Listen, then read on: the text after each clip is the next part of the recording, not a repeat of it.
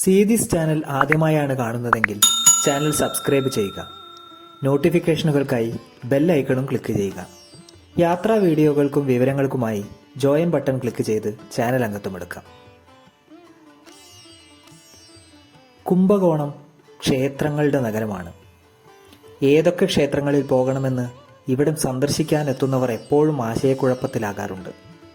എല്ലാം ഒരുപോലെ പ്രശസ്തവും കാഴ്ചയിൽ മനോഹരവുമാണ്.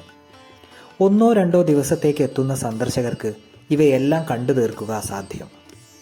കുംഭകോണത്തെത്തുമ്പോൾ ഒരു കാരണവശാലും ഒഴിവാക്കാൻ പാടില്ലാത്തതാണ് ചക്രപാണി ക്ഷേത്രം.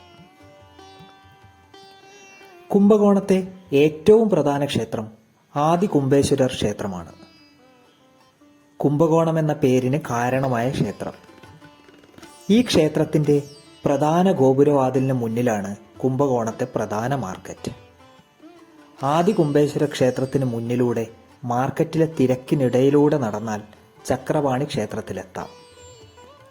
കുംഭകോണത്തെ മറ്റു പ്രധാന ക്ഷേത്രങ്ങളായ നാഗേശ്വര ക്ഷേത്രവും സാരംഗപാണി ക്ഷേത്രവുമെല്ലാം ഇങ്ങനെ നടന്നു പോകാവുന്ന ദൂരത്താണ്. പേര് സൂചിപ്പിക്കുന്നത് പോലെ കയ്യിൽ സുദർശന ചക്രം ധരിച്ച വിഷ്ണുവാണ് ഇവിടുത്തെ പ്രധാന പ്രതിഷ്ഠ. ജലന്ധാസുരനെ വധിക്കാനായി പാതാളത്തിലേക്ക് അയച്ച സുദർശന ചക്രം കാവേരി നദിയിലൂടെ ഭൂമിയിലേക്ക് എത്തിയെന്നും നദിയിൽ കുളിക്കുകയായിരുന്ന ബ്രഹ്മാവ് സുദർശന ചക്രത്തിന്റെ പ്രതിഷ്ഠ ഇപ്പോഴത്തെ ക്ഷേത്രത്തിന്റെ സ്ഥാനത്ത് നടത്തിയെന്നുമാണ് പ്രധാന ഐതിഹ്യം. ക്ഷേത്രത്തിന്റെ പ്രായം കണക്കാക്കാനാകുന്ന ചരിത്രരേഖകളൊന്നും ലഭ്യമല്ല. എങ്കിലും 15-ാം നൂറ്റാണ്ടിൽ നായക് ഭരണകാലത്താണ് ക്ഷേത്രം നിർമ്മിച്ചതെന്ന് കരുതുന്നു. 8 കൈകളിലും ആയുധങ്ങളേന്തിയ വിഷ്ണുവാണ് ചക്രപാണി ക്ഷേത്രത്തിലെ പ്രധാന പ്രതിഷ്ഠ. നെറ്റിയിൽ 3ാമതൊരു കണ്ണുകൂടി വിഷ്ണുവിനുണ്ട്.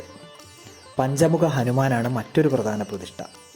കുംഭകോണം അടക്കമുള്ള തഞ്ചാവൂർ മേഖല ഭരിച്ചിരുന്ന മറാത്ത രാജവംശത്തിലെ സർഫോജി രണ്ടാമൻ വിഷ്ണുവിനെ ആരാധിക്കുന്ന വെങ്കല പ്രതിമ ഈ ക്ഷേത്രത്തിലെ മറ്റൊരു പ്രത്യേകതയാണ്.